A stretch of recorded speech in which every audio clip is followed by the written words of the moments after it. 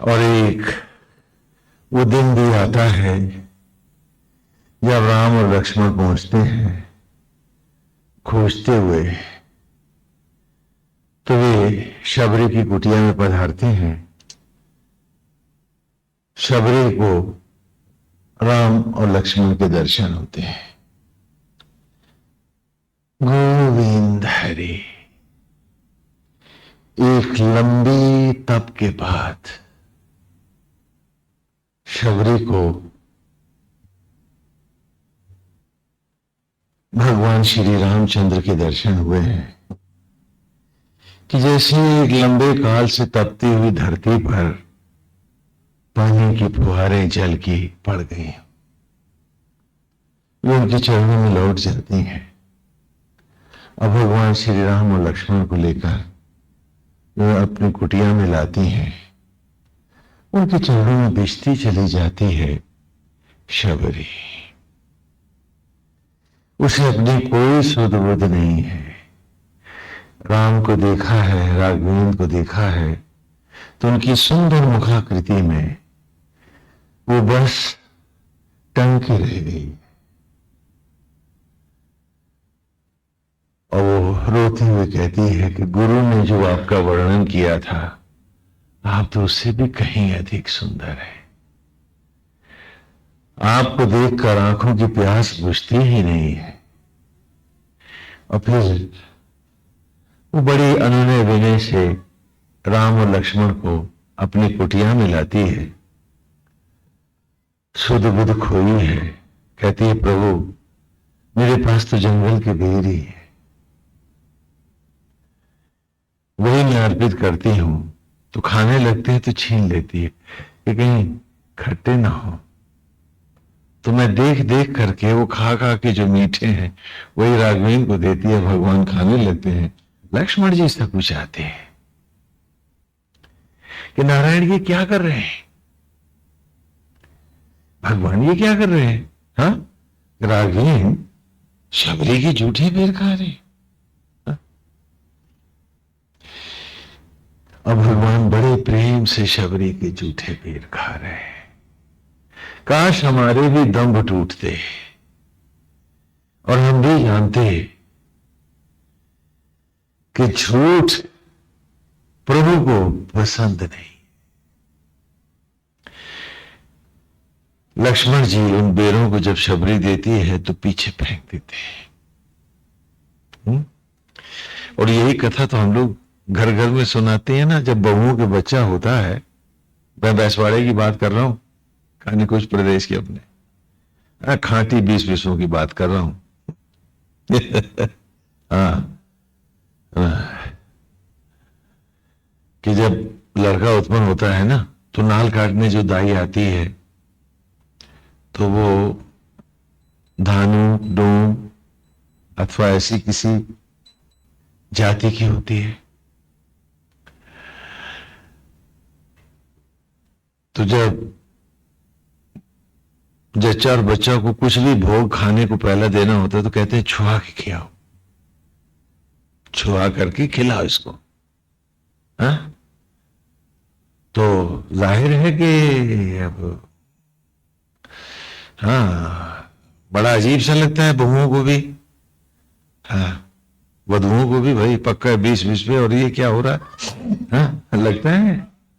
लेकिन वो कहते हैं कि इसको छुआ के कहले अब खाओ, तो इसको बच्चे को भी दो ये पानी। तो सकुचाती है, हिचकिचाती है। तो फिर वहां लक्ष्मण जी की कथा उसको सुनाई जाती है, यार खिला के खिला, नहीं बच्चा जिएगा कैसे? लक्ष्मण ने बेर पीछे फेंके थे ना, तो बरछी खाई थी। हाँ, ये घर घर की कथा है, आज भी है। और सभी कुलीन परिवारों में ये कथा आज भी है। क्यों? क्योंकि ये हमारी परंपरा है। सिए राममय। और भगवान यहां शबरी के जूठे बेर खा के दिखा रहे हैं। विदुर के घर छिलके खा रहे हैं और वो बूढ़ा विदुरानी बाहर फेंक रही है। हाँ। और दुर्योधन का भोजन छूना नहीं चाहते श्री कृष्ण। ये सब क्यों दिखाया है? तो शबरी के झूठे बेरों पे गोपाल की एक लीला भी सुन लें आप तो ज्यादा बढ़िया लगे कि भगवान अपने सखाओं के साथ गौएं चराते हैं वृंदावन में। तो सब बालक एक दूसरे के मुंह में खाना डालते हैं, ग्वाल बाल वो भगवान के मुंह में डालते हैं, भगवान उनके मुंह में डालते हैं। तो ब्रह्मा जी को बड़ा विचित्र लगता है। नहीं, किसको विचित्र लगता है? ब्रह्मा जी को बड़ा विचित्र लगता है। क्या ये स्वयं महाविष्णु के अवतार है और ये ऐसा निषिद्ध कर्म कर रहे हैं। तो ब्रह्मा जी सोचते हैं कि क्यों ना इनकी परीक्षा ली जाए, ये हैं भी ये लोग गलत है, इनको मान रहे हैं। तो क्या करते हैं कि बछड़ों को चुरा लेते हैं। बछड़े नहीं दिखे तो बच्चों ने कहा कि कन्हैया बछड़े तो दिख नहीं रहे। तो उनका तुम भोजन करो, मैं जाता हूं बछड़ों को देखने। तो श्री कृष्ण बछड़ों को देखने के लिए गए हैं बाल कन्हैया, तो ब्रह्मा जी पीछे से बालक भी चुरा ले गए। जब नारायण लौटे तो देखा बछड़े तो मिले नहीं, ग्वाल बाल भी नहीं है।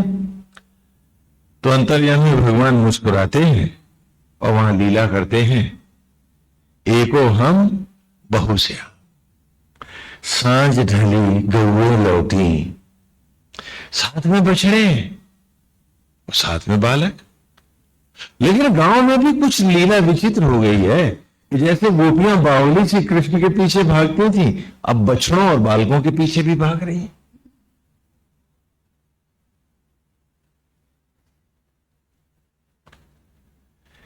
वे नहीं समझ पाती कि आज उनको गौओं को भी जो बछड़ों पे बड़ा मोह हो आया है, और गोपियों को भी आज अपने बच्चे नारायण के जैसे प्यारे लगने लगे हैं।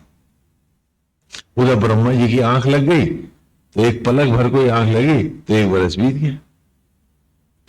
जो सुना सोचा तुम कह रहे भाई हमने तो बड़ा गड़बड़ कर दिया, मृत्यु लोक के बछड़े और बालक में लिए बैठा हूं और पलक झपक गई तो 1 बरस तो धरती का हो गया। हाँ, लौट के आते हैं तो देखते हैं वैसे ही बछड़े वैसे ही बालक, अपने देखते हैं उनके देखते हैं। तब वे भगवान की लीला समझते हैं, अवतर करके उन्हें प्रणाम करते हैं, क्षमा चाहते हैं, नारायण की स्तुति वंदन करते हैं। तब कहते हैं कि भगवान मुझे क्षमा कर दें, मैं मुंह में भ्रम में पड़ गया था। तो कहा जब आत्मा हो के मैं जीव मात्र में भोजन ग्रहण करता हूं तो तुम्हें क्या मुझे नहीं दिखाई पड़ता तुमको कि मैं तो शास्त्र निषिद्ध कर्म कर रहा हूं घटघटवासी हो करके?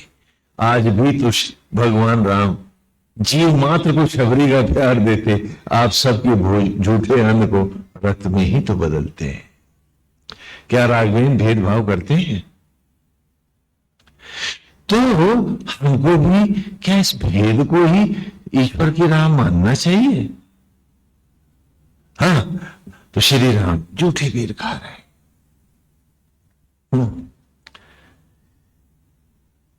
शबरी उन्हें बतलाती है कि वे ऊपर पर्वत पर जाएं और वहां किष्किंधा पर्वत पर उनकी सुग्रीव से भेंट होगी, हनुमान जी से भेंट होंगी और वे सब राघवेंद्र आप ही की प्रतीक्षा कर रहे हैं। ऐसा कहकर के शबरी श्री राम से नवदा भक्ति का उपदेश लेती है। दुर्भाग्य है हमारा कि हम बहाने खोजते हैं। नवदा भक्ति को और भी अधिक सुस्पष्ट कर ले कि तुम मनुष्य योनि में क्यों आए हो, कैसे आए हो, कौन हो तुम? वो कौन है जिसने बूढ़े तन की राख को पेड़ों के गर्भ में यज्ञ किया और अन्न में लौटा दिया? अरे वो मिट्टी ही तो खाद बनी, और उस खाद को ही जब पेड़ की जड़ों ने खींचा तो तुम वनस्पतियों में लौट आए। एवा ही शिशु नृथा विरक्षी गोमती मही पक्वा शाखा नदाशुषे।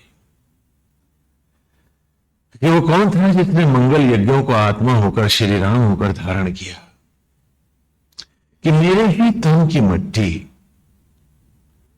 यज्ञ होती, भस्मी का रूप त्यागती, पुनः पावन पवित्र सुगंधित वनस्पतियों में लौट आई और मेरे ही शरीर के अंग पके फल बन पक्वा शाखा न दाशुषे, हमें जो थे, हमारे अंग जो थे शाखाओं पर पुनः फलों में लहला उठे। वो कौन था जिसने यज्ञ किया?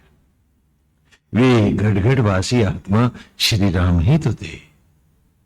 अभी यह कुक्षी सोमपातम समुद्रे पिन्वते उर्वीरापो नखाकुदा, कि वो कौन था जिसने गर्भ में, यह कुक्षी गर्भ में सोमपातम ज्योतियों का पात किया, कि उस गर्भ को पवित्र ज्योतिर्मय यज्ञ की तपस्थली बनाया, यज्ञ प्रज्वलित हुआ और वो प्रकाशित हो उठा, गर्भ अंधेरा न रहा, चारों ओर यज्ञ का प्रकाश फैला और समुद्र पिन्वते, और वो सागर सा सींचता रहा आत्मा श्री राम, कि वो गर्भ क्षीर सागर बना, जहां से तुम सब भी तो उस क्षीर सागर से नारायण से प्रकट हुए।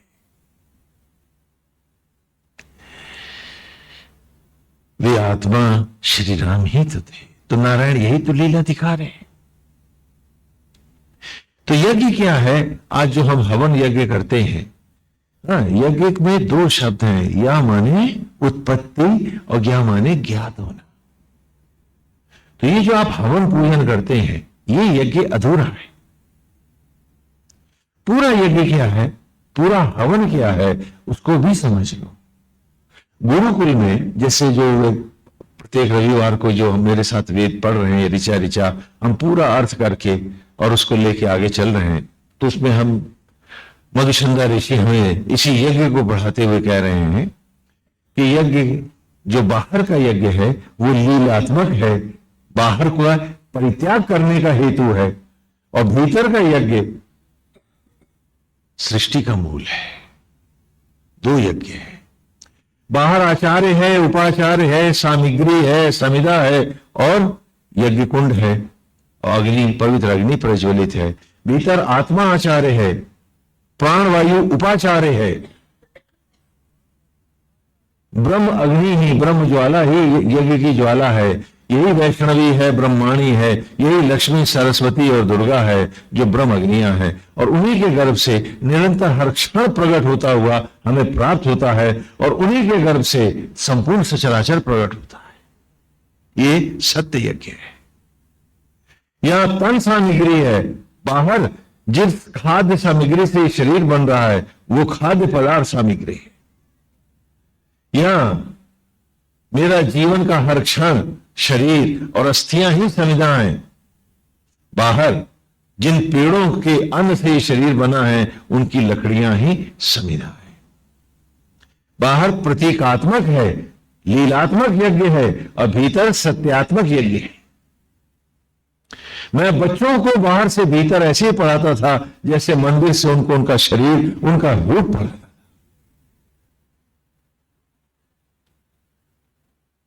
और कहा, जीव होकर तू बाहर और भीतर दोनों जगह तू अकेला ही यजमान है। और तब कहा कि बाहर के यज्ञ के द्वारा बाहर के संपूर्ण असत्य, अज्ञान, मोह, लिप्सा, आसक्ति, ईर्ष्या, द्वेष, क्रोध, इस सब को बाहर सामग्रियों के साथ जलाता हुआ भीतर को आ और स्वयं को इस आत्मा में आहूत कर इसकी ब्रह्म ज्वालाओं से अद्वैत कर, यदि मोक्ष पाना है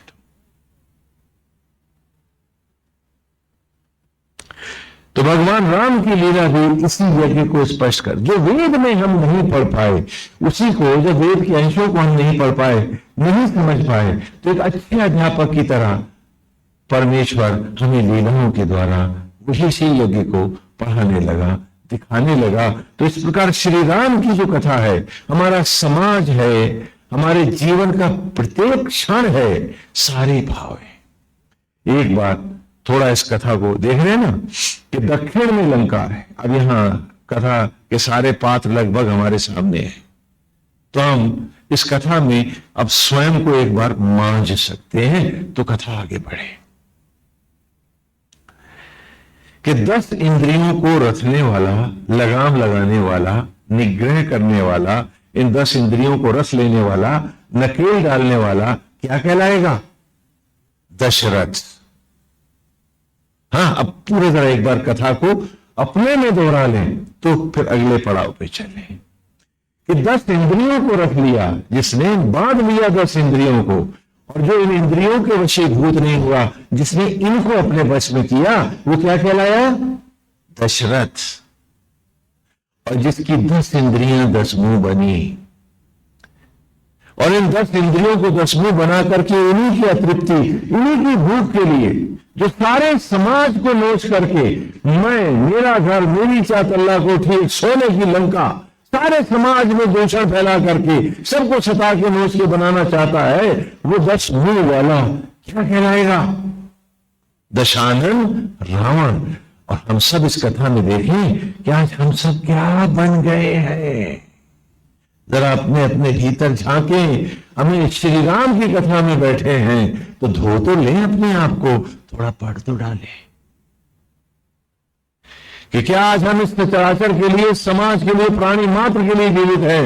ये 10 इंद्रियों को 10 मुंह बनाकर, मैं, मेरा घर, मेरी चौतल्ला कोठी, मेरी सोने की लंका, हम किसके लिए जीवित हैं? और क्या नारायण भी ऐसा ही कर रहा है? लेकिन वो प्राणी मात्र के लिए सबको सांस और धड़कन दे रहा है। बताओ, इस राह पर समाज को घुटन होगी या अमृत होगा? दशानन रावण की राह पर, जिस पर हम सब जा रहे हैं। हम पूछे अपने आप से कि क्या हमें इतना संकीर्ण होकर जीना चाहिए? और क्या इससे समाज का भला होगा? यह समाज रसातल को चला जाएगा। हम सब पूछे अपने आप से, हम सबको श्री राम की सौगंध है।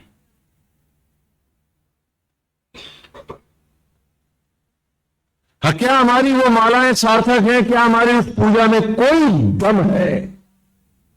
क्या हम राम की राह पर ही नहीं है? हम तो रावण की गोद में बैठने जा रहे हैं, बैठे रहे हैं।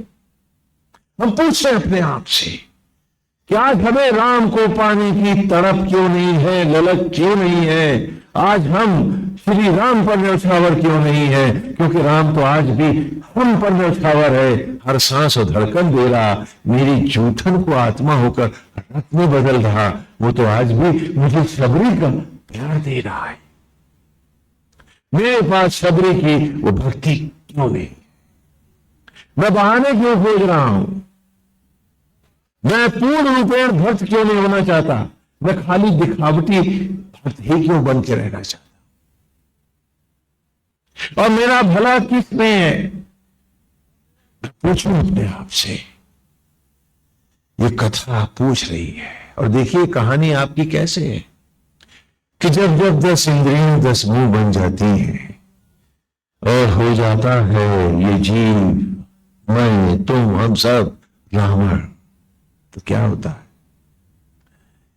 राम ही खो जाते हैं। मुखौटों पर मुखौटे अतृप्तियों और इच्छाओं के चढ़ जाते हैं। मैं लौट अपनी आत्मा श्री राम का दर्शन भी तो नहीं पाता हूं। सांस वो दे रहा, मेरी जूठन को रथ में बदल रहा। जो कुछ भी मेरे पास है वो सब उसी का दिया हुआ है। बुद्धि, विवेक और जो कुछ कमाया है मैंने उसी की कृपा से पाया है। वो बाहर निकल जाए, मेरी संपत्ति भी मेरी नहीं है। मुझे फूंक आएंगे लोग और स्वप्न में भी अपने बेटों को दिखूंगा तो सारे बेटे डर जाएंगे और मेरी गया कराएंगे, भगाएंगे मुझे वो लोग। वो कभी मेरे न थे और मैं फिर भी राम का ना हुआ। वो कभी मेरे न थे और मैं फिर भी श्री राम का ना हूं। और कथा को केवल मनोरंजन करने के लिए सुनने आया। मेरे पास इतना गांभीर्य नहीं था कि जिंदगी राख होने को जा रही है, मौत दरवाजा खटखटा रही है और मैं फिर भी गंभीर नहीं हूं। मैं फिर भी अपने को पढ़ना, स्वयं को जानना नहीं चाहता हूं। कह रहे तू मट्टी से इंसान कैसे बना? कौन लाया तुझे? क्यों लाया तुझे? क्या इच्छा है उसकी? मैंने कभी जानी न चाहिए। मैंने अपनी इच्छा समाज पे थोपनी चाहिए कि मैं बनूं रावण और सबको नोच के ले आऊं और एक बढ़िया सी लंका बनाऊं। मेरा बेटा भी बेईमान, घूसखोर, दुराचारी हो, सब कुछ बटोर के ले आए तो मैं कहूं मेरा घर मेरा बेटा कामयाब है। क्या यही राम भक्ति है तुम्हारी? क्या इसी दम से तुम कथा सुनने आए उसकी? क्या इसीलिए तुम पढ़ने आए हो, राम रूपी गंगा में धोने आए हो अपने आप? पूछो अपने आप से। जब बन जाती हैं 10 इंद्रियां, 10 मन भटक जाते हैं हम सब।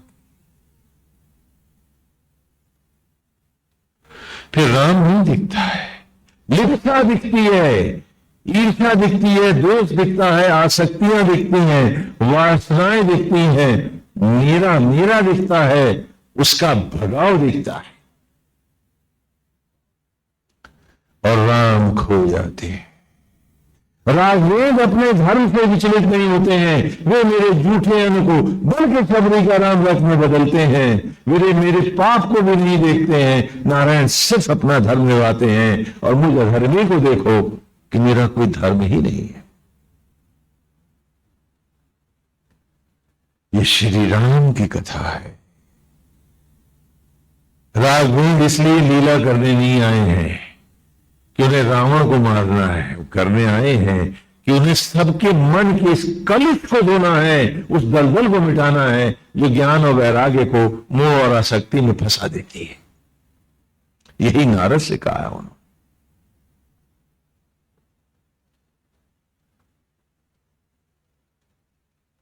कि नारद, जिस मोह और वासना के दलदल से तू अभी शब्द हुआ और मुझसे भी पाप मांग रहा था कि हरि, मुझे हरि का रूप तो, हरि का रूप लेके रहेगा तो तू नारद तो ढोंगे ही तो करेगा। पाप मांग रहा है, और हम सब मांगते हैं पाप आज हर मंदिर में जाकर के, और भूल जाते हैं कि नारद ने लीला करके यही तो दिखाया था कि इस पाप से तो दूर रहना। और हमने कहा कि हमने कथा 100 बार सुनी है, काश एक बार ही सुनी होती। और जब 10 इंद्रियां 10 मुंह बन गई, मन दशानन रावण बना, सोने की लंकाएं मैं खोजता रहा, ये बुद्धि मेरी खोजती रही, तो आत्मा श्री राम भी इस बुद्धि के कहने पे मेरा आत्मा भी चल दिया ढूंढने सोने का हिरन, वो स्वर्ण मृग, वो स्वर्णिम अतृप्तियां ढूंढने चल दिया जो मैं मांग रहा था। और आत्मा के हटते पीछे क्या रह गया तुम्हारे? बताओ तो, क्या रहा?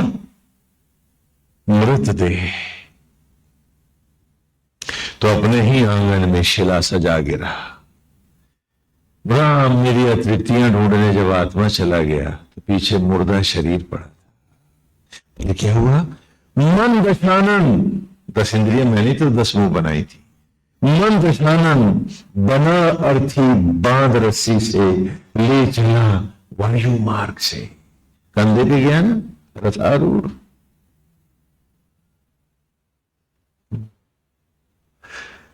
पांव दक्षिण हो गए। दक्षिण पांव करके कोई घर में लेटने देता है? क्यों? कि दक्षिण गए पांव लौटते नहीं, लक्ष्मण रेखा पार कर जाते हैं। तुम वो जानकी जी यही तो दिखा रही हैं कि हर बार तो रेखाएं यूं पार करता है, तो पार करके दिखा रही हैं, तुझको तेरा चेहरा दिखा रहे हैं। दक्षिण गए पांव, दक्षिण शमशान घाट है और दक्षिण लंका है। लंका का राजा रावण है कि नहीं? जाति का कौन है? ब्राह्मण है। और आज भी ये चिता जला रहा है, उसको क्या कहते हैं? महापात्र, महाब्राह्मण। जब भी ब्राह्मण महा को प्राप्त होता है वही होता है। जो विनम्र नहीं वो ब्राह्मण नहीं है, क्योंकि ब्राह्मण का पहला गुण है वो विनम्र हो, वो अपरिग्रही हो, वो सबका भला चाहने वाला। जो इससे हट गया वो ब्राह्मण नहीं है। ले आए हैं शमशान घाट में। लंका के वासी कौन है? भूत प्रेत राक्षस। और आज ये अर्थी चल रही है, शमशान घाट के भी तो यही वासी हैं। देखो लंका ज्यों की त्यों है। ये नहीं कि 9 लाख 10 लाख साल पहले थी। हर रोज है, हर दिन है, हर व्यक्ति का दक्षिण लंका है, उत्तर अवध है, मंदिर है। ले आए हैं शमशान घाट में, और जो ला रहे हैं कंधे पे रख के, उन सब में कौन है? श्री राम है कि नहीं? आत्मा सभी में है। तो देखो इतने राम खड़े हैं वहां पर, फिर भी भयभीत है, आतंकित है वो अर्थी, वो जीव, कि मर्यादा लक्ष्मण रेखा की है। आज आत्मा की सांत्वना उस तक नहीं जा सकती, और उसकी पीड़ा जो कंधे पे लादे हैं उन तक नहीं आ सकती। बीच में एक रेखा खींची है, उसी का नाम मर्यादा रेखा है। इस रेखा की उस ओर रावण है, इस ओर राम है।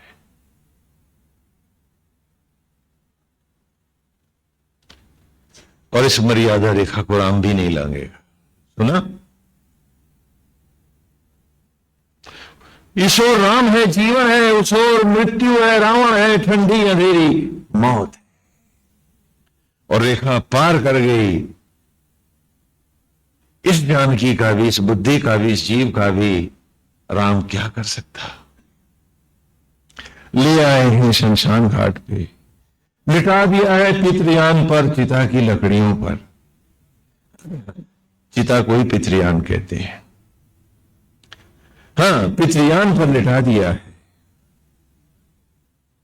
जलाएंगे हम इसको। एक बात बताओ, यदि आत्मा श्री राम होते तो कोई जलाता इसको?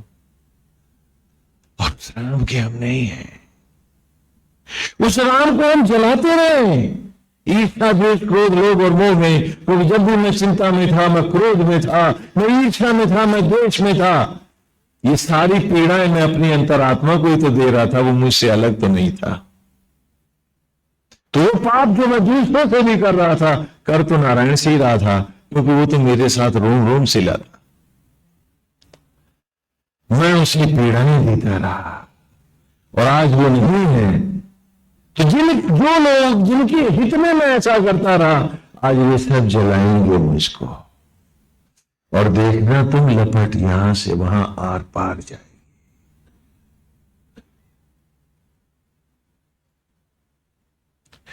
कुछ शेष न बचेगा,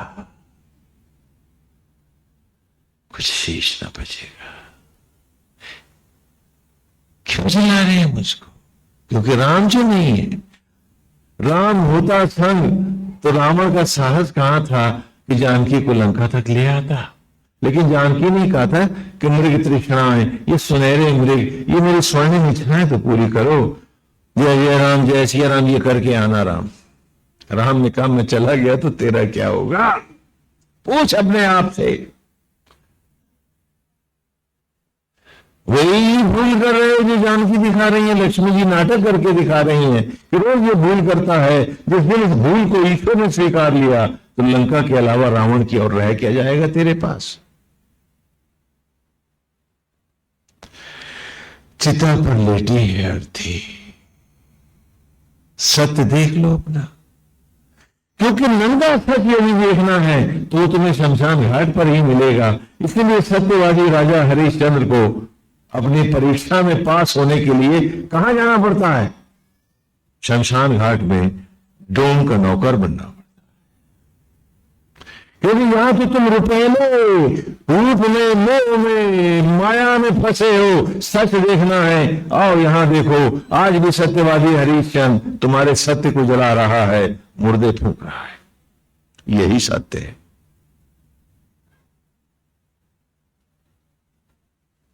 यही सच है हमारा, जो राम का नहीं उसका कोई भी नहीं।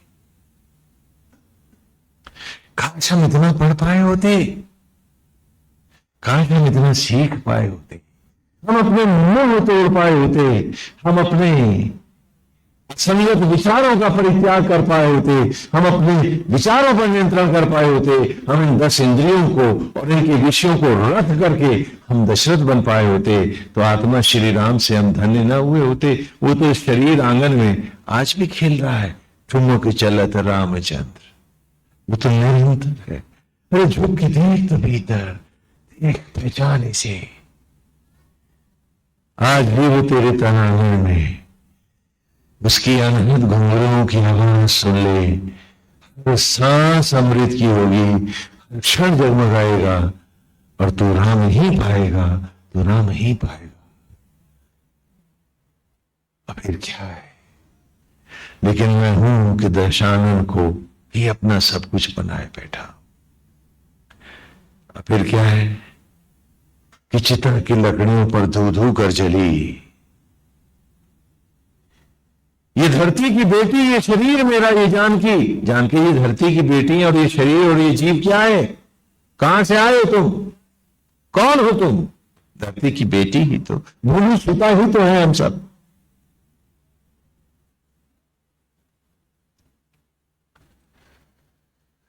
और यूं राम की विरह की अग्नि में लंका में जल रही है जानकी, मेरे ये धरती की बेटी, ये देह हमारी। और उसी भस्म को महारुद्र अपने तन से लगाते हैं, भस्म रमा करके महाशिव दिखाते हैं, तेरा सत्य बस इतना ही है और कुछ नहीं। See the truth of thy own, तेरा अपना है। देखो देखो ये भस्म देखो, यही सत्य रहा, बाकी तो सब कहां है तुम्हारा? अरे अमृत के क्षण लेके आए थे तुम मुझसे, अब परीक्षा तुम जगत की लेते रहे और अभिशप्त करते रहे अपने आप को उमा की तरह। और कभी सोचा नहीं कि यहां हम परीक्षित होने आए हैं, परीक्षा देने आए। परीक्षा नारायण के अतिरिक्त कौन किसकी ले सकता है? इस दम्भ को हम कहां से ले आए कि हम फलाने के गुण धर्म देखेंगे, फलाने की जात पहचानेंगे। अरे तू अपनी पहचान ले, बहुत बड़ी बात है, तो दूसरों को क्या जानेंगे? और रोज तौलते हैं दुनिया को, अब फुर्सत नहीं अपने पास आने की और इस श्री राम को जो आत्मा होकर बैठा है भीतर, उसे पहचानने की। महाविष्णु कह रहे हैं कि तेरी आंखें बाहर भटकती हैं, तो चल मैं बाहर से भी आकर के तुझे तेरा भीतर पढ़ाई देता हूं। इसीलिए राघवेन स्वयं महाविष्णु श्री राम के रूप में अवतरित होकर हम सबके हित में लीला कर रहे हैं, और हम हैं कि खुली आंखों के अंधे हैं, भीतर पढ़ ना पाए, और बाहर भी वो दिखा रहे हैं और हम पढ़ना न चाहें। फिर उसी भस्मी ने पानी का संग किया। हाँ, क्या करते हो?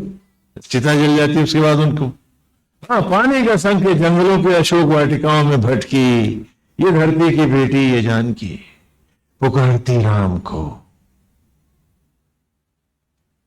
पुकारती राम को। और उस वक्त भी जब घर से उठाया गया था ये शरीर हमारा, तो सबने क्या गाया था? राम नाम एक साथ वही था, और वही तो भूला रहा। हरि का नाम और सच बोलो, सत्य बोलो, गति है, मुक्ति है। उस सत्य का संग तूने कभी न किया।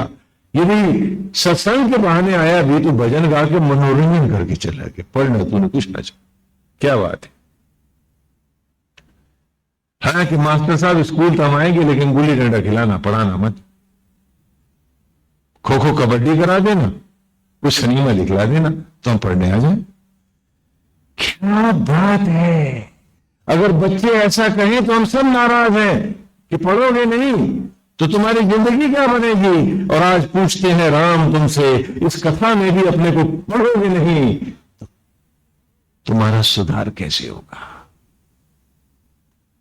खाली सत्संग के नाम पर खो खो कबड्डी कर रहे हो, और अपने जीवन के सत्य को ईमानदारी से हम पढ़ना नहीं चाह रहे। क्यों ऐसा कर रहे हैं? क्या हम अजर अमर हैं? किसी के पास कोई एक आखिरी गुरु का सर्टिफिकेट है कि ये मरेगा नहीं? कोई हो तो भाई बताओ हमको, हम उन गुरु जी को भी कहें कि बेबी यहां पधारे। कहां से ले आए तुम ये छोटे दम? कितना और कर लूं, इतना और कर लूं। अरे कल चिता की लकड़ियों पे तू इतना भी न रहेगा, जो तू है वो तू भी न रहेगा, और तेरा किया धरा तो कुछ भी न रहेगा। तो क्यों करते हैं हम ऐसा? क्यों नहीं जागते हम? क्यों नहीं हम इस कथा के मर्म तक आते और उसकी मनोहारी छवि में सदा सदा के लिए बस जाते।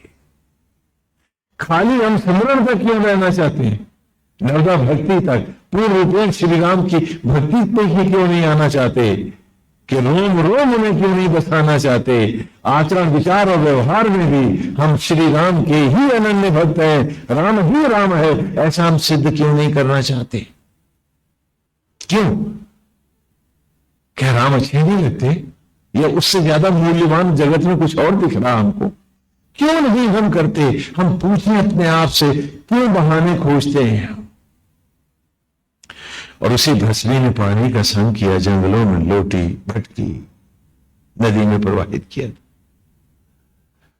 और तब मर्यादा पुरुषोत्तम श्री राम प्रकट हो गए। वे तो परम ब्रह्म है, परमेश्वर है। वे तो ब्रह्मा है, विष्णु है, महेश है। वे तो घट घट वासी हैं। सबसे पहले उन्होंने ब्रह्मा वंश भस्मी को पेड़ों के गर्भ में स्वीकारा है, रावणी मायाओं को परास्त किया है। फिर रुद्रवन ज्योतियों में संगारा है, और फिर विष्णु वन जब सृजन किया तो एक है मट्टी, एक है पानी। राम की कृपा, वो मीठे, खट्टे, रसीले, कड़वे, सभी प्रकार के स्वाद में, रूप में, रस में, गंध में, सुगंध में लौट चली वो मट्टी। क्या उस मट्टी में आम की मिठास है? लेकिन आम वही बनी है। क्या उसमें नींबू की खटास है? हाँ, वो मेरे मन तन की ही तो मट्टी थी जो राम की कृपा से बनी है। क्या उसमें चंपा और चमेली की सुगंध है? स्पर्श मिला है, आत्मा श्री राम का यज्ञ हुई है और लौट आई है। जाओ कुदरत में पढ़ो, एक एक पेड़ पौधे में अपने आप को देखो, पढ़ो, तुम्हें मिल जाएंगे श्री राम। आज तक तो तुमने ये समझा है कि तुम 4 ईंटों के मकान में पैदा होते हो। कितना घटिया विचार है तुम्हारा। और एक मम्मी और पापा, एक मां और पिता मिलकर तुमको उत्पन्न करते हैं। अरे भोले अज्ञानी, तुमको उत्पन्न करने वाले श्री राम है। क्योंकि तुम्हारी मां को उंगली बनानी नहीं आई, तुम्हारे पिता को तन का एक रोया नहीं बनाना आया, तो तुझे फिर किसने बनाया? हलवाई लड्डू बनाता है, बहुत से पात्रों का प्रयोग करता है। बताओ, लड्डू किसने बनाए? बर्तन ने कि हलवाई ने? तो हलवाई श्री राम है। और लड्डुओं की एक ही 2 ही पहचान है कि अमुक हलवाई के लड्डू अच्छे हैं और अमुक वस्तु के लड्डू अच्छे हैं। कभी पतीले कढ़ाई की भी बात होती है, और यहां मिस्टर पतीली बाई और ये श्रीमान कढ़ाचंद, मेरे बेटे, यही गा रहे हो? ये नई पहचान ले आए हो? आंखों के होते हुए अंधे क्या होते हैं, तुम बताओ तो जरा मुझको। क्योंकि उस बालक को बनाने के लिए सारा सचराचर लगा है। हर पेड़ पौधे का रस है, गौ माता की दूध की बूंदें, स्थिति, जल, पावक, गगन, समीर, 5 तत्व लगे हैं। सारे देवताओं का आशीर्वाद लगा है, सारे ऋषियों का प्यार लगा है। और तब वो एक शिशु आया है। वो पतीली बाई का है कि कढ़ाचंद का है, अथवा वो सचराचर का है? बोलो किसका है वो? और जब वो सचराचर का है, तुम सब सचराचर के हो, तो तुम संकीर्ण होकर क्यों जी रहे हो? आज राम पूछता है तुमसे, क्या ये धर्म है? तो बताओ फिर अधर्म की परिभाषा क्या हो? आज सबको पूछना है। नवदा भक्ति हमारे सामने है, सत्य हमारे सामने है। राम घटघटवासी है, हर ओर प्रकट है। बोलो, जवाब दो। फिर 10 इंद्रियां 10 मुंह क्यों बनी और तू रावण क्यों बना? कौन था जो इस तन को नाना फलों और वनस्पतियों में लाया? वो जो यज्ञ के द्वारा ला रहा है वो मेरा जनक नहीं है। और वो जो इसी वनस्पतियों को गर्भ में शिशु का रूप दे रहा है वो मेरा जनक नहीं है। पतीली जनक है कि कड़ाहा जनक है? ये सत्य, क्या यह सत्य संग नहीं है? क्या तुम इसे सत्संग कहोगे? और पूरे धर्म से असत्य संग हम सब करते हैं और सत्संग की बात हम सब करते हैं। Put this question to yourself. कि उस बौनी मानसिकता में कब तक जियोगे? क्या कभी उम्र के साथ परिपक्व मैच्योर भी होगी तुम? ये राम की कथा है, ये राघवेंद्र की कहानी है, ये हम सब की कथा है। ये तो घटघटवासी है, ये तो संपूर्ण चैतन्य सचराचर की कथा है। यदि तुम समझ पाओ तो, पढ़ पाओ तो, यदि श्री हरि की कृपा को तुम दुरुपयोग न करना चाहो तो तुम सब समझ सकते हो। कहानी तुम्हारी है, राघवेंद्र जो तुम्हें दिखा रहे हैं वही सत्य है।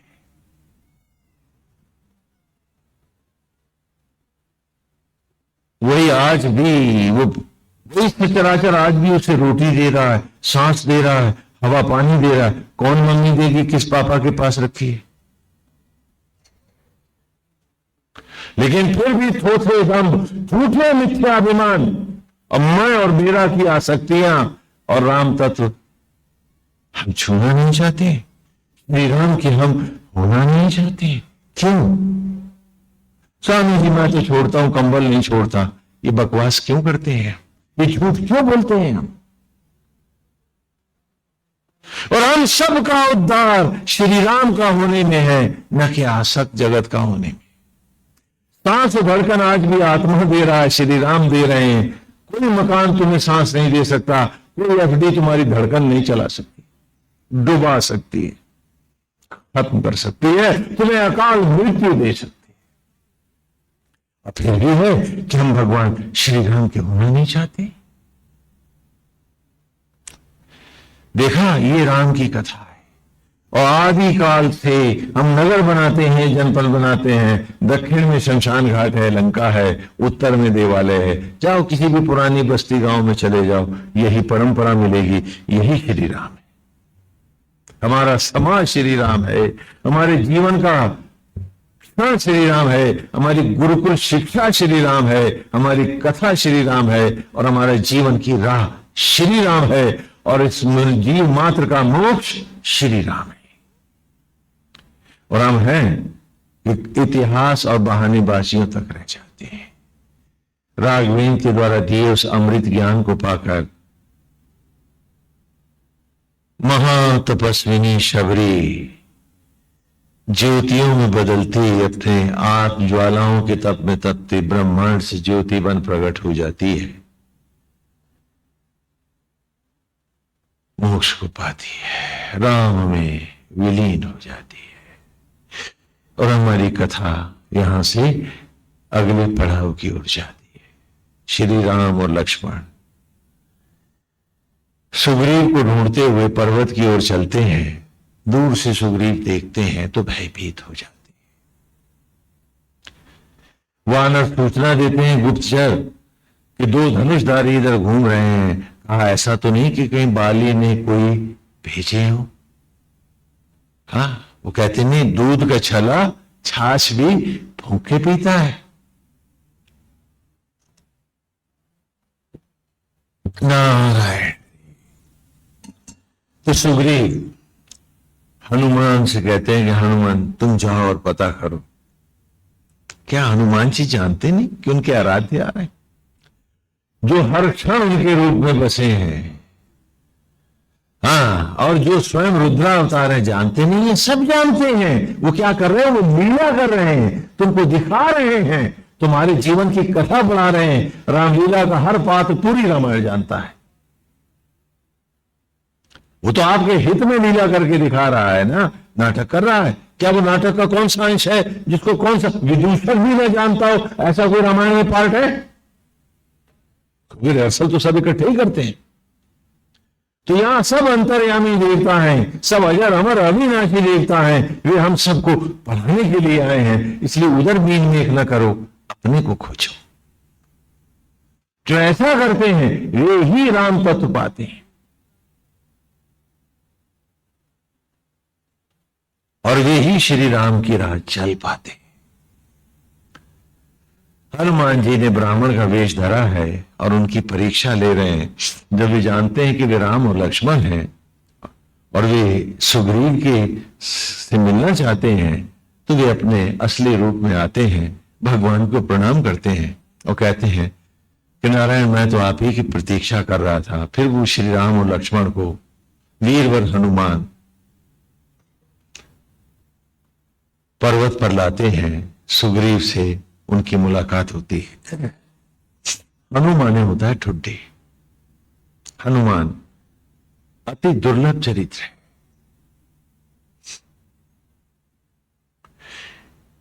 यहां हनुमान जी कौन सा अभिनय करके दिखा रहे हैं कि अगर तू कहता है कि यहां तक माया आ गई है, हनु तक, हनुमान तू कीचड़ में है, हनु के मान भर अगर तू कीचड़ की दलदल में है तो भी तू श्री राम का हो सकता है और मोक्ष पा सकता है। यदि इतना इच्छा तू राम को दे दे, इस कीचड़ को यहां ना आने दे संसार के, तो भी तू राम पा जाएगा। लेकिन तुम्हारा तो कहना है कि अरे कीचड़ के लिए तो मैं जिंदा ही हूं। पंकज कहते हैं कमल को, लेकिन पंकज कीड़े को भी तो कहते हैं जो कीचड़ में होता है। दोनों का एक ही अर्थ है। होना था कमल और कीच का कीड़ा बन के रह गए हम। पंख माने कीचड़, जा माने उत्पन्न हुआ, तो कीचड़ से उत्पन्न हुआ कमल, तो कृमि भी तो उसी से उत्पन्न हुए।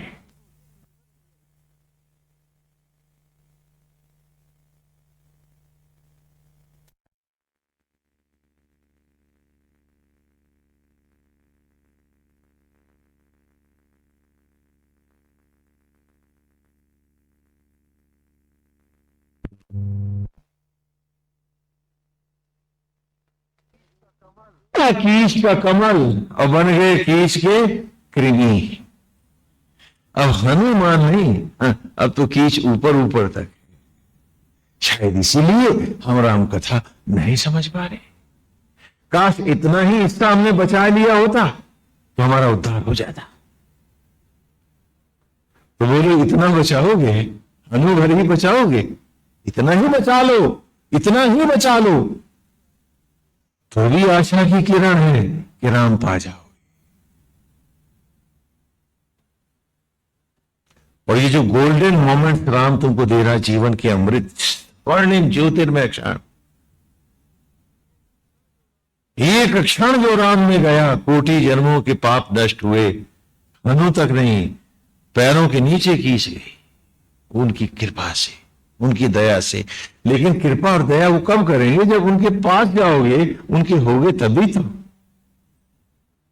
आज आप कहते हो तो स्वामी जी हमने पूजा कर लिया है, हमने माला फेर ली है। हमने कहा अति शुभ है, अति कल्याणकारी है, इसमें कोई संदेह नहीं।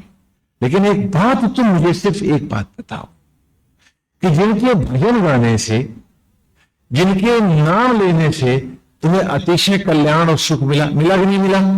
अगर नहीं मिलता तो तुम यहां क्यों आते? मिला।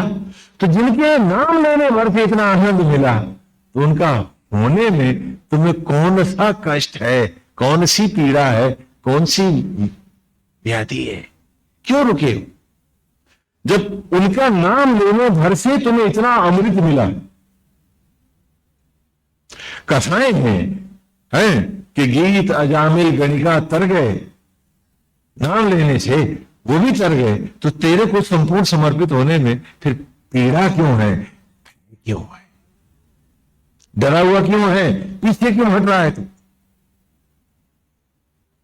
और तुमने खुद भी देखा है कि जिस भावना से और तुमने भगवान के सामने जाकर प्रार्थना करी, नारायण ने तेरी सुनी, तेरे काम किए, हम सबके किए। तो जब हम उनके नहीं थे, आसक्त जगत गए थे, तब भी प्रभु ने इतनी दया करी। इतनी दया नहीं करी, सांस धड़कन भी दी, मेरे जूठे अन्न को रक्त में भी बदला। तो फिर उन्हीं का हो जाने में वो तुझे कुछ और ज्यादा प्यार देते, कुछ और ज्यादा सुख देते कि भय देते। तो फिर बताओ कि उनका होने में तुम्हें डर क्या है? तुम भयभीत क्यों हो? तुम उनमें जाते क्यों नहीं?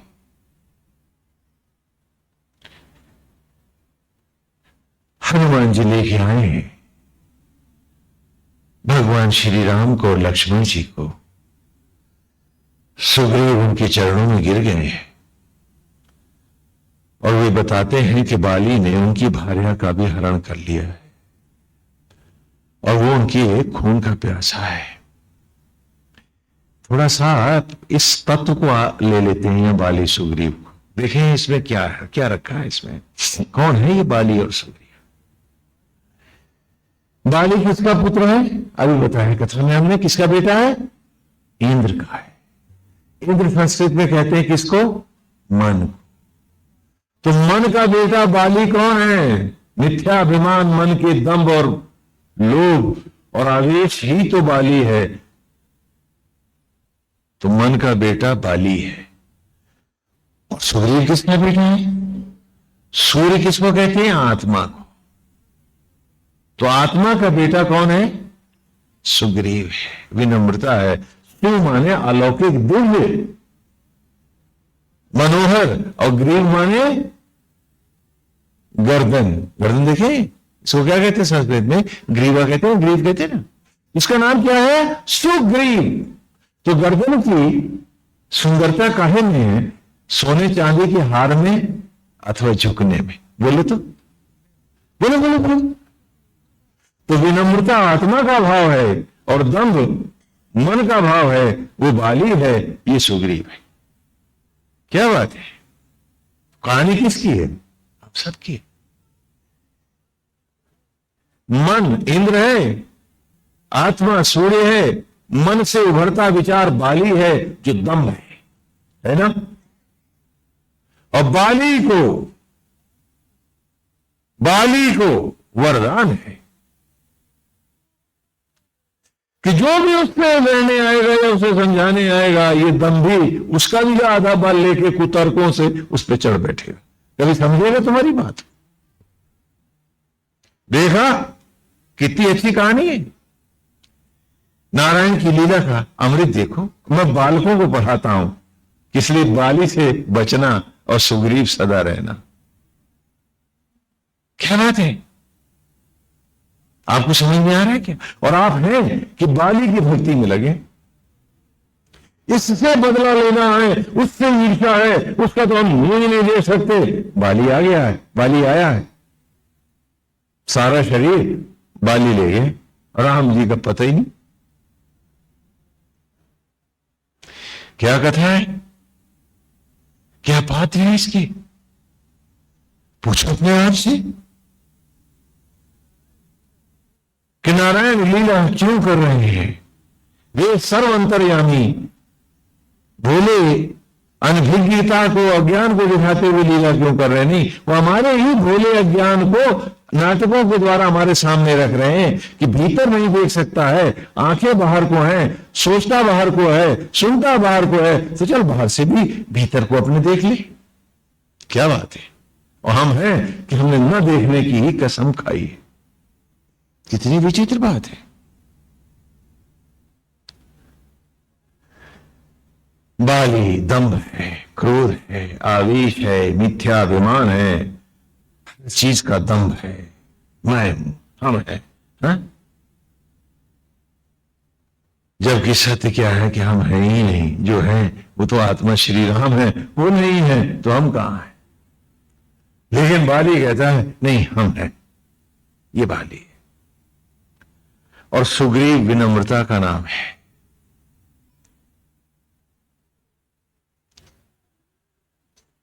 और क्या सुग्रीव कहां जाके बचता है, दोनों तुम्हारे भीतर हैं। कुछ क्षण सुग्रीव के हैं, भले बहुत क्षण बाली के हैं, लेकिन दोनों हैं हमारे भीतर। क्या विनम्रता नहीं है हममें, और क्या दंभ नहीं है हममें। सच बोलो, सच बोलो, है ना। तो बाली और सुग्रीव दोनों हमारे भीतर बचते हैं। तो हम बच्चों को गुरुकुल में पढ़ाते हैं कि बाली से बचो। तो कहते कैसे बचे। हमने कहा बाली को श्राप है। क्या है, अभिशप्त है वो, उसे श्राप लगा हुआ है कि बाली जब भी ऋष्यमुख पर्वत पर आएगा, बाली तो जब भी तुम्हारे भीतर कोई दंभ, क्रोध, आवेश उबलने लगे, ऋष्यमुख पर्वत पर तुम भी चले जाओ। बाली मर जाएगा और तेरा विनम्र भाव, श्री राम भाव सुग्रीव बच जाएगा। ये ऋषिमुख पर्वत कहां पर है मालूम है? कहां पर है? दक्षिण नहीं जाना पड़ेगा, हम सबके भीतर है। ऋषि माने साधक, ऋषि माने साधक और ऋषि माने साधना। तो ऋषि साधना, कौन सी साधना? मूक, मूक माने मौन साधना के पर्वत पर चुपचाप कोने में जाके बैठ जाओ। ये उबलता हुआ बाली अपने आप भस्म हो जाएगा, जवाब ही मत दो। देखो कितना बढ़िया समाधान है। हम बच्चों को पढ़ाते थे गुरुकुल में, अच्छे सद्गुण देते थे, अच्छी नौकरी, बढ़िया तनख्वाह, मोटी घूस के लिए हम आपकी औलादें नहीं पढ़ाते थे। अब तो आप इसी के लिए पढ़ाते। मास्टर साहब भी इसी के लिए पढ़ाते, शिक्षा मंत्री भी इसी के लिए पढ़ाता, फिर राम राज्य की बात भी करता। क्या बात है। विलक्षण नेता, विलक्षण लोग, वे विचार भ्रष्टाचार के लिए औलादे पढ़ाने वाले कहते हैं स्वामी जी करप्शन बहुत फैल रहा है। हमने कहा हाँ भाई, तेरे को नहीं पता तो फिर मेरे को क्या पता? जिसने करप्शन के लिए औलाद पढ़ाई हो उसे नहीं पता कि करप्शन क्यों फैल रहा है। क्या बात है। करप्शन तो हमारा मिड नेम है, नाम के बिल्कुल बीच में रखा हुआ, और इस सड़े हुए मुखौटे को हम लाद रहे हैं कि हम तो बड़े ईमानदार हैं, बाकी दुनिया करप्ट है। अरे भाई, करप्शन के लिए जब तू औलाद बढ़ा रहा है तो तुझसे बड़ा और करप्ट कौन होगा? हाँ, बुरी बात लगती होगी जरूर, लेकिन क्या ये सच नहीं है? हाँ, सच्ची बात कभी कभी बुरी ज्यादा लगती है। तो जब भी बाली आए, ऋषिमुख पर्वत तू भाग। हाँ, ये पात्र जो आए हैं, बच्चों को भी, बड़ों को भी, बूढ़ों को भी, सबको उनका रूप पढ़ाने। और हम हैं कि सुंदर ग्रंथ को, जिसे गुरुकुल में हमने शिक्षा में लिया हुआ है, हम बच्चों को पढ़ाते हैं, इससे उनके जीवन को अमृतमय बनाते हैं। आपने खाली पूरी अंधभक्ति में ले रखा है और आप इसको अर्पित भी नहीं होते हैं। बच्चे पढ़ लेते हैं, आप नहीं पढ़ पाते हैं। शायद उसका एक ही कारण है कि भरे घड़ों में पानी नहीं भरता है। खाली होते तो भर गए होते। सही बात है।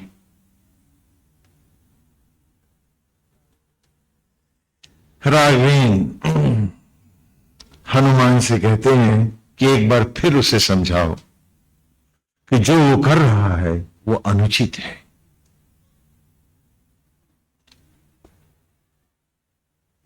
अन्यथा वो हमारे हाथों मारा जाए। हनुमान जी जाते हैं बाली को समझाने के। बाली, मैं सुग्रीव का ही नहीं, भगवान श्री राम का भी दूत बन के फिर एक बार तेरे पास आया हूं, तो उसकी पत्नी को उसे सौंप दे, राज्य तो अपने पास रख, वो उसको नहीं चाहिए। सिर्फ तू इतना कर दे, राम ने कहा है कि तू इस पाप का परित्याग कर दे, नहीं तो हम भरतवंशी इस पाप के लिए किसी को क्षमा नहीं करते।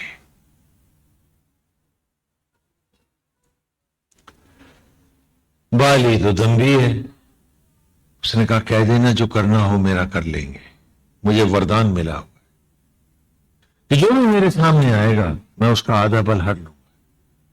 तो मैं राम से क्यों डरूं? मैं नहीं डरता। और वो अपशब्द कहता है जो कथाओं में बाद में लीपापोती हुई जाती है। भाई, कहीं पर भी नारायण के खिलाफ एक शब्द भी आए तो किसको नहीं गड़ेगा, इसलिए वहां वो भाव अलग अलग ढंग से फिर उसकी व्याख्या होती है। हनुमान जी लौट आते हैं, बाली नहीं मानता। तब राघवेंद्र सुग्रीव से कहते हैं कि वो उससे मल्ल युद्ध के लिए ललकारे और मुझे अवसर दे, मैं उसे मार दूंगा। तो जब वो सुग्रीव ललकारता है बाली को, तो राम देख के दंग रह जाते हैं कि दोनों के रूप एक से। अब राघवेंद्र के लिए समस्या है कि कौन बाली है कौन सुग्रीव है, ये तो दोनों में पता ही नहीं चलता। किसी प्रकार मार खा के बाली से सुग्रीव भागते हैं। तब वो राघवेंद्र से कहते हैं, अच्छा फंसाया आपने मुझे। हाँ, कि श्री राम तुमने तो 7 पेड़ एक साथ बीन दिए एक ही बाण से। ये 7 वृक्ष सप्त वासनाओं के हैं तुम्हारे, एक राम के सहारे ये सारे पेड़ बीन सकते हो तुम। लेकिन तुम्हारा कहना है कि पेड़ तो हमारे प्राण हैं, राम जी बाण किनारे करो, इनका रहे दो। हाँ, सप्त वासनाएं नहीं है तो जीने का मजा ही क्या है। 7 गांठ बांधी मिले जनेऊ पर, गिनो जा अपने अपने, कि सप्त वासनाओं को गांठ में बांधकर ही जीऊंगा इस गांडीव को धारण। 8वीं ज्वाला जो भगवान श्री कृष्ण है, जो राम है, जो आत्मा है, उसी के हित में मैं इसको गांडीव के रूप में धारण करता हूं। 10 इंद्रियों के अर्जन से अर्जित जीव रूप मैं ही अर्जुन हूं। ये शरीर रथ है जिस पर जीव रूप में आरूढ़ हूं, और आत्मा श्री कृष्ण ही सारथी हैं जो हर सांस धड़कन से शरीर रूपी रथ को चला रहे हैं। मायाओं का महासमर महाभारत है, और ये यज्ञोपवीत मेरा धनुष है। लेकिन 7 गांठ बनी है, इनके लिए इसे धारण नहीं करूंगा, इनके लिए युद्ध नहीं करूंगा, इनसे हट के आत्म प्राप्ति के लिए ही इस गांडीव को धारण करूंगा। तुमने कहा गांठें बंधी नहीं है, ये तो पोटरियां हैं मेरी, हैं, इन्हीं के लिए युद्ध करूंगा। लोभ के लिए, मोह के लिए, असत्य के लिए, अज्ञान के लिए, विषयांधता के लिए, दंभ के लिए, हाँ, मैं युद्ध करूंगा, अभौतिकता के लिए। जबकि इनको 7 को गांठ बांधता हूं कि इन्हीं के लिए युद्ध नहीं करूंगा, आत्मा के लिए। तो बोला ये 7 गांठें नहीं है, ये 7 कलश है मेरे को, इन्हीं को भरने के लिए करूंगा। क्यों भैया, ठीक है कि नहीं? कि कर्मकांड कहीं जा रहा है, आचरण कहीं जा रहा है, विचार कहीं जा रहे, और हमारा कहीं अता पता नहीं। हमारा न तो कोई ठौर है न ठिकाना। एक बार एक भक्त हमारे पास आए, कहने स्वामी जी एक बात बताइए कि क्या इस शरीर में रहते हुए भी हम योग मार्ग से लोक लोकांतरों का भ्रमण कर सकते हैं? हमने कहा पिछली बात भूल जा, पहले ये बता तू रहता है इसमें? नारायण ने हमें जरूर यहां बिठाया है और यहां हम कभी नहीं रहे। जितने बड़े होते रहे गए उतने ही प्रेत बनते गए। इस घर में न रहे, विषयों में रहे, वासनाओं में रहे, चिंताओं में रहे, बदले में रहे, लोभ में रहे, दम्भ में रहे, मिथ्याभिमान में रहे, और इन सब की गांठें बांधी थी कि इन्हीं में न रहेंगे। आत्मा के लिए, आत्म प्राप्ति के लिए इस गांडीव को, जनेऊपवीत, यज्ञोपवीत को हम धारण करते हैं, जनेऊ को पहनते हैं हम। और हमने कहा ये तो हमारे अमृत कलश है, ये गांठें थोड़े ना है स्वामी जी, ये तो गलती से बांध दी। हाँ, वो तो बांधने वाले ने बांधी है, हमने थोड़े ना बांधी, हमने तो पहना है इसको। बोलो आज सच क्या है हमारा? इसी झूठ के लिए चिंता है। जब लौट के आए हैं सुग्रीव तो कहते हैं राघवेंद्र अब दोबारा न भेजना मुझे, वो मार डालेगा, कोई और उपाय करो। राम कहते हैं नहीं, इस बार ले तुम ये बन फूलों की माला पहन के जाओ।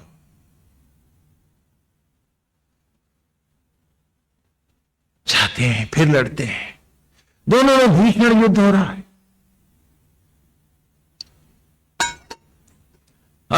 उनके जो बाकी वानर यूथ है वो कहते हैं राघवेंद्र मारते क्यों नहीं? कहा नहीं, अभी मारने का उसका समय नहीं है, मर्यादा पुरुषोत्तम मर्यादा में नहीं मारे। और तभी सुग्रीव के हाथ की गदा गिर जाती है। तो गदा के छूटते ही, युद्ध का धर्म है कि दूसरा व्यक्ति अपनी गदा त्याग करके मल्ल युद्ध करे, अथवा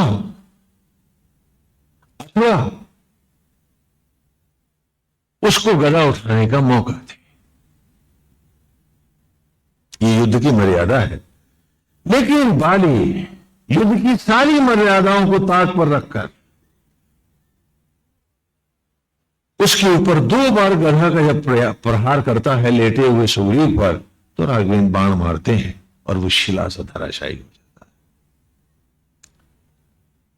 और जब गिरता है वो चट्टान सा धरती पर, तो कहता है कि जिसने ओठ से धोखे से मुझे मारा है,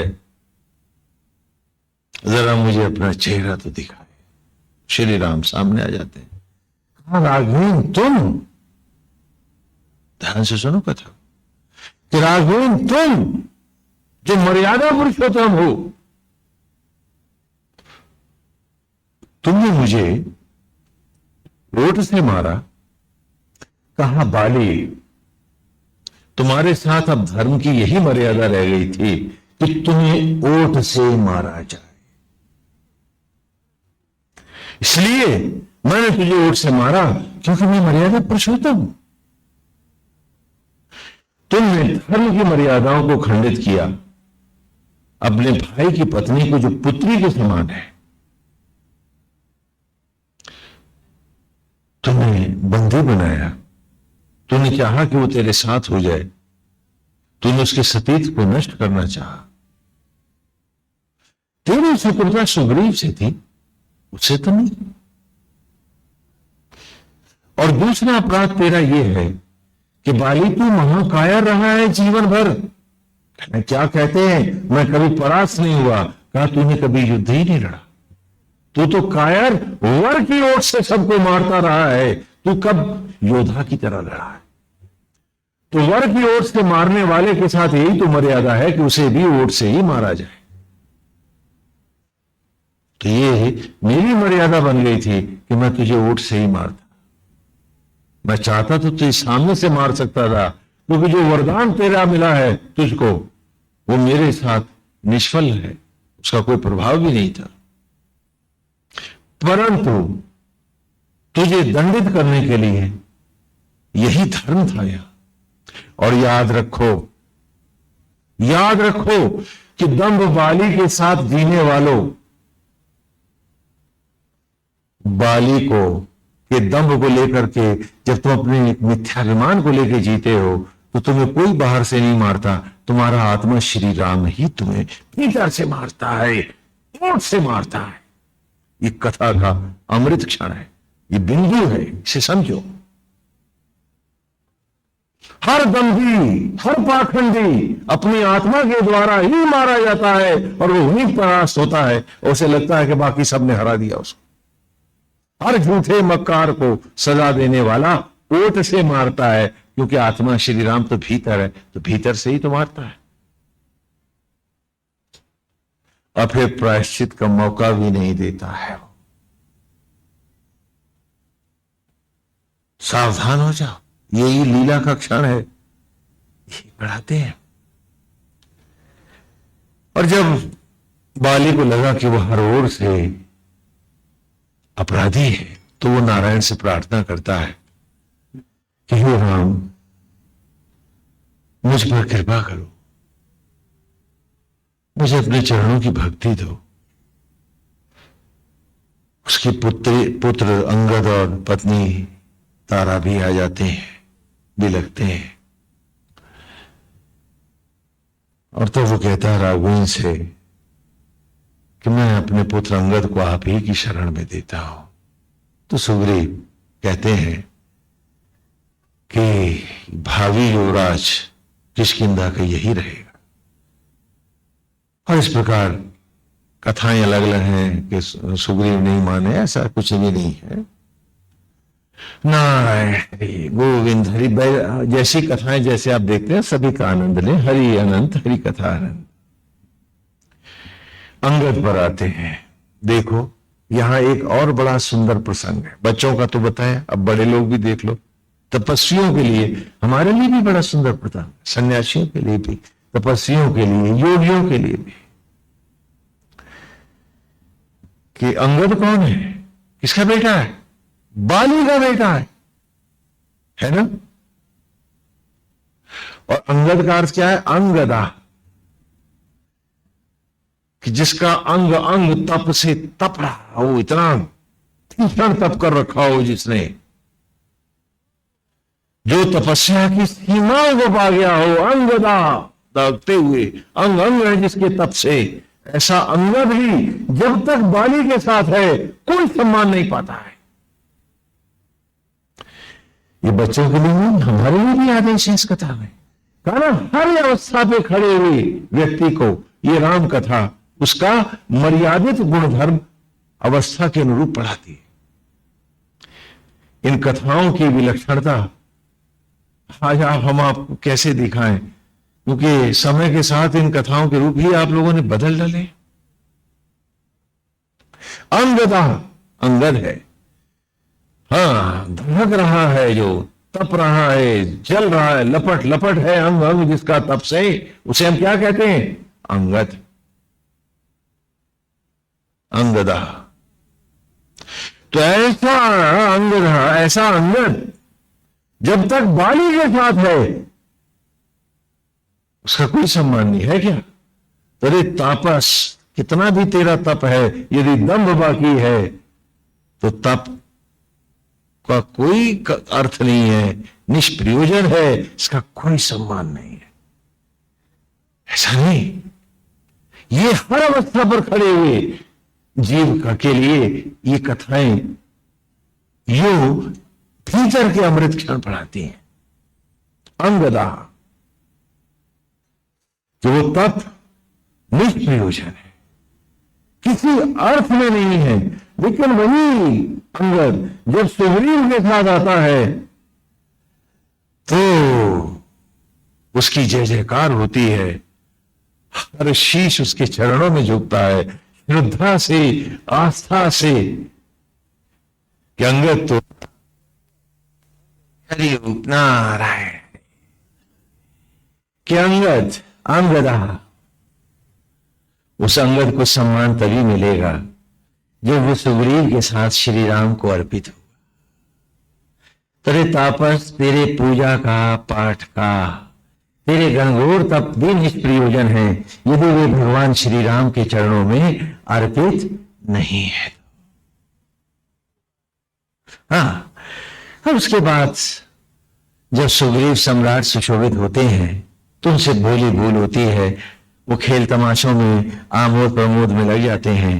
तब राघवेन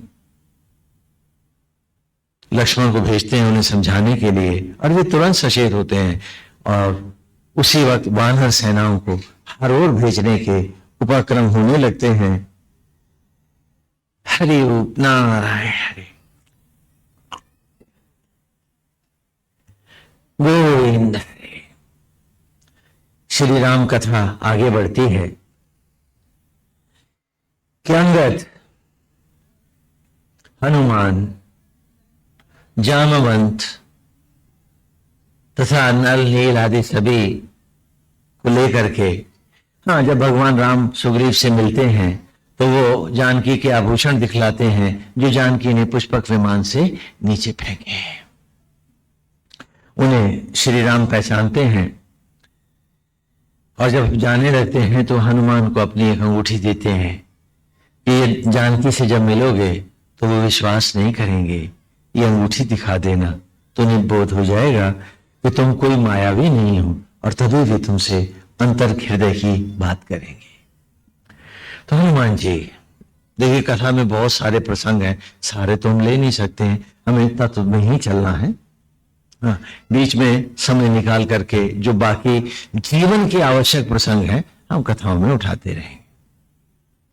नारायण। तो वे आगे कथा आगे चलती है तो वे सब खोजने चले। बाकी दिशाओं में भी वानर शूरवीरों को भेजा गया है, लेकिन हर ओर से वे खाली हाथ लौटे हैं। केवल दक्षिण से जो वानर समूह गए हैं वे नहीं लौटे हैं। सुग्रीव उन्हीं की आतुरता से प्रतीक्षा कर रहे हैं। जब ये वानर जा रहे होते हैं तो बहुत से कथा प्रसंग हैं, अति एक से एक सुंदर हैं। यहां तक कि दक्षिण भारत में तो इस यात्रा में प्रसंग ही प्रसंग है, वहां के रामायणों में बहुत ही प्रसंग है और बड़े सुंदर प्रसंग है। और इसी तरह से श्रीलंका में जो रामायण आज भी प्रचलित है, जो प्राचीन है, उनमें भी बहुत प्रसंग है। उत्तर भारत वाली कथाओं में उत्तर भारत के प्रसंग अधिक हैं और दक्षिण भारत की कथाओं में दक्षिण भारत के प्रसंग अधिक हैं। और इसी प्रकार इंडोनेशियन रामायण में भी प्रसंग है, तो वो सारे के सारे इंडोनेशिया में प्रदर्शित है। हाँ, थाईलैंड में वहां तो सरयू का महल है, सरयू नदी है और दशरथ जी का महल है, तो वहां की सारी कथा वहीं की वहीं है। हाँ, कंबोडिया में 300 मील के अंकोर वाट के मंदिरों में श्री राम की कथा पत्थरों पर, विशाल पर्वतों पर अंकित है। अब उनकी कथा के सारे स्थान उन्हीं के यहाँ, तो जो कथा जहां जहां है, हाँ, वो वहीं वहीं की होके रह गई है। हाँ, तो प्रसंग बहुत हैं, तो सारे प्रसंग लेना, हाँ, तो मैं समझता हूं कि आप लोग बहुत, आप लोगों का टाइम भी तो बहुत कीमती है ना, क्या बात है, नहीं? हाँ, कथा के लिए जो थोड़ा दे दिया है, ये भी अतिशय कृपा है। हाँ, निकाल पाए जो नारी गोविंद है।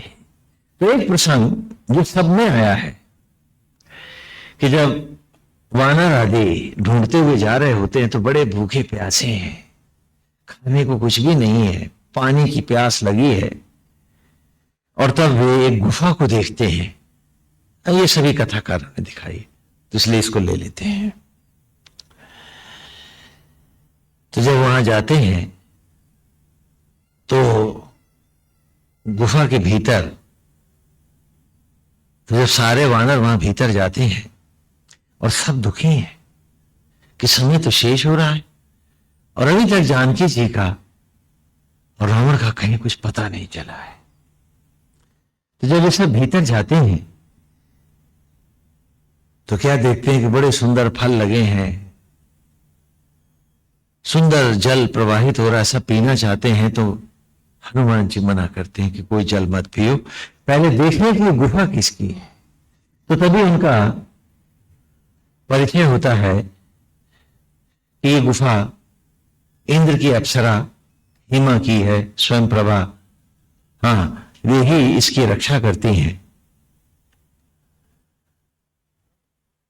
और कहा कि हनुमान, इस ब्रह्म गुफा में जो भी प्रवेश पाता है वापस लौट के नहीं जाता है।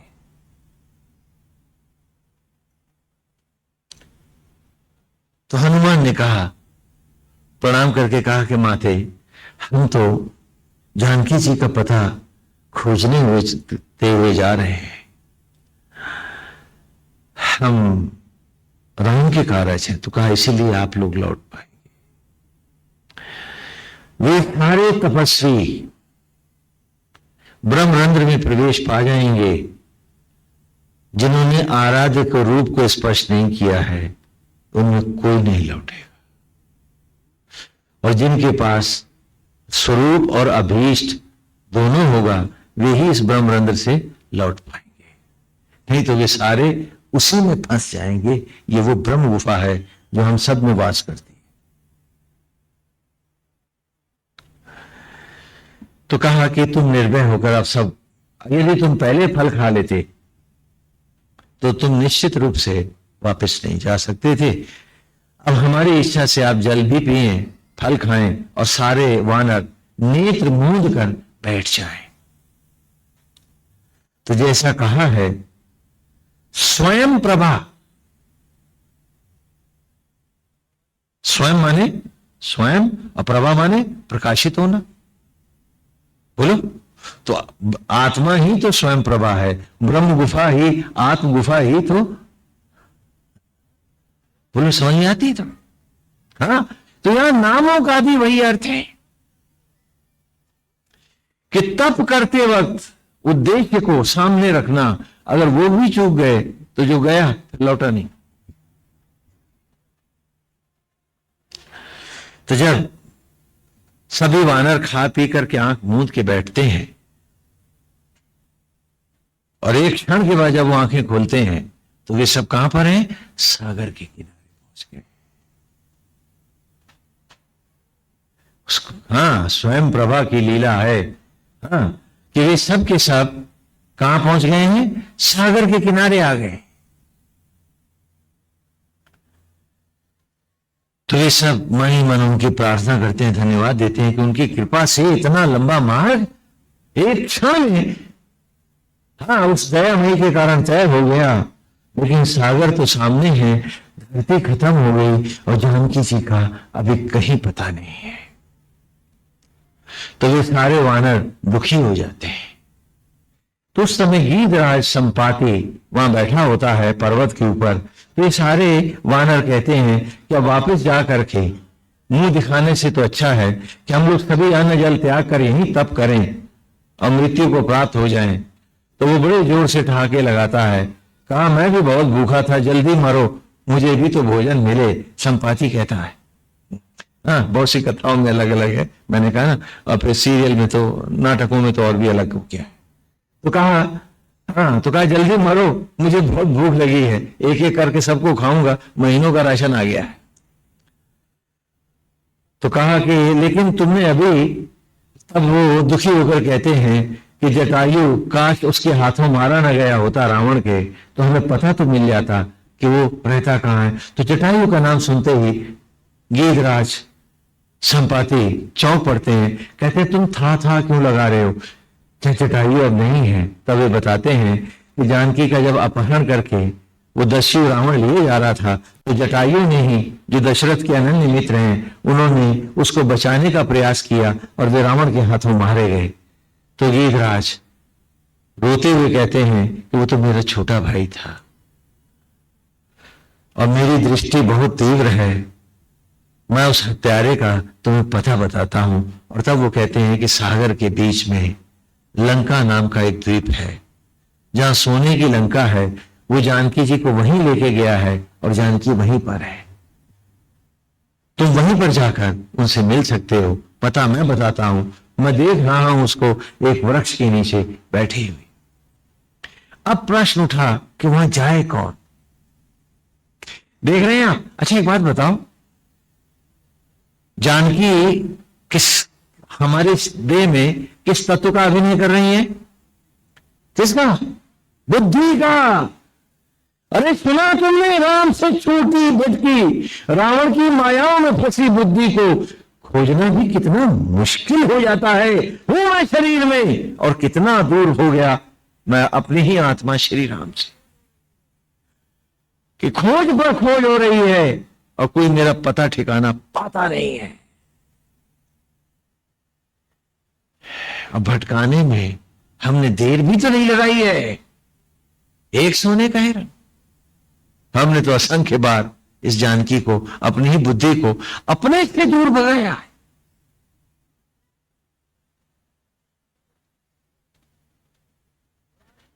देख रहे हो तुम? और आज सारे हनुमान जी जा रहे हैं। हनुमान मेरा संकल्प है, मेरा तप है, अंगद मेरी ज्योतियां हैं, ताप है मेरा, सुग्रीव मेरे जीवन के विनम्र क्षण है। आज सब खोज रहे और हम अपनी सुधी को, सुरत को ही नहीं खोज पाते। मायाओं ने ऐसा बांधा है, ऐसा फंसाया है कि आज भी राम का महत्व नहीं है, रावण का ही महत्व है। किसकी कहानी है? हमारी कथा है और समय की सीमा है, सीमा लांघ गए तो रावण बिन लड़े जीत जाएगा, हम मिट जाएंगे।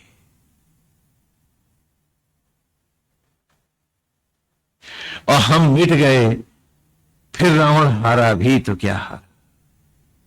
बोलो, इस कथा को बड़े ध्यान से सुनो, सब समझ में आए। अमृत है ही तुम। रावण, सारे वीर कहते हैं, कोई कहता है वो 2 योजन उठ सकता है, कोई कहता है कि वो 5-10 योजन तक उड़ जाएगा, किसी ने कहा वो 100 योजन उड़ लेगा। अंगद जी ने कहा मुझे भरोसा है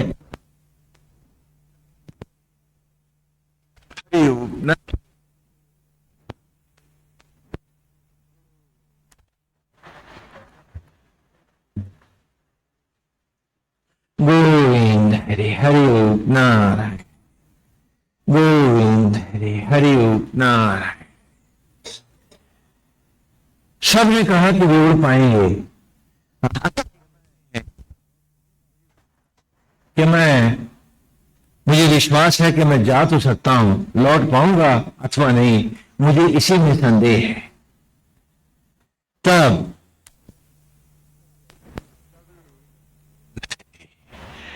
तब ये सब कहते हैं, जामवन जी कहते हैं कि अंगद जी हम आपको तो जाने नहीं देंगे क्योंकि आप हमारे युवराज हैं। हनुमान जी चुप खड़े हैं। सब लोग हनुमान जी से पूछते हैं कि हनुमंत तुम बताओ, तुम खामोश हो। तो हनुमान कहते हैं कि मेरे में तो उतनी भी सामर्थ्य नहीं है जितनी आप सब ने बताई है, और ये सागर तो बहुत बड़ा है। वे उसकी वंदना करते हैं, स्तुति करते हैं, उसको याद भी दिलाते हैं। और तब हनुमान जी कहते हैं कि सुनो, मैं फिर कह रहा हूं आपके इतने उत्साह के बाद भी कि मेरे में इतना साहस नहीं है कि मैं वहां पहुंच पाऊं। लेकिन हां, जिन भगवान श्री राम के चरणों को मैं अर्पित हूं, उनकी कृपा से मैं जा भी सकता हूं और मैं आ भी सकता हूं। और उठ चले हनुमान जी।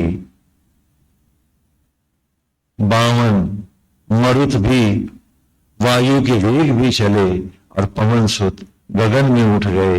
पर्वत उखड़ने लगे, वृक्ष भी उखड़ उखड़ कर हवा में उड़ने लगे। हनुमंत चल दिए जानकी का पता लगाने। जय जय राम।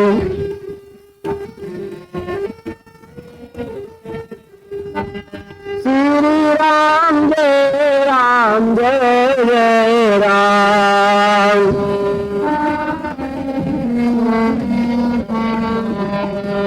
श्री राम जय राम, जय जय राम।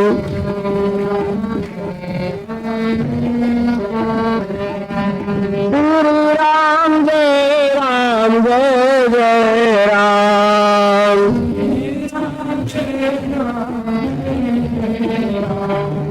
श्री राम जय राम, जय जय राम।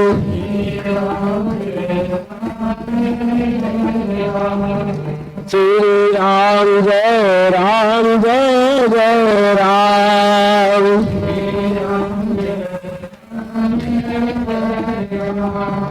श्री राम जय राम, जय जय राम।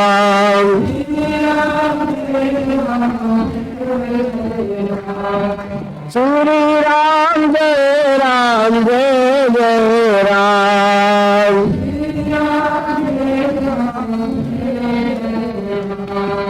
श्री राम जय राम, जय जय राम।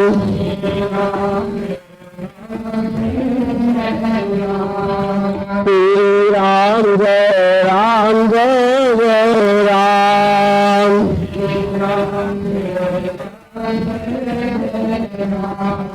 श्री राम जय राम, जय जय राम।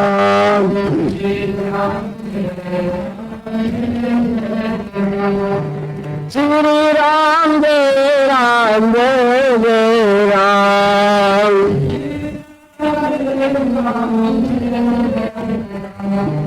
श्री राम जय राम, जय जय राम।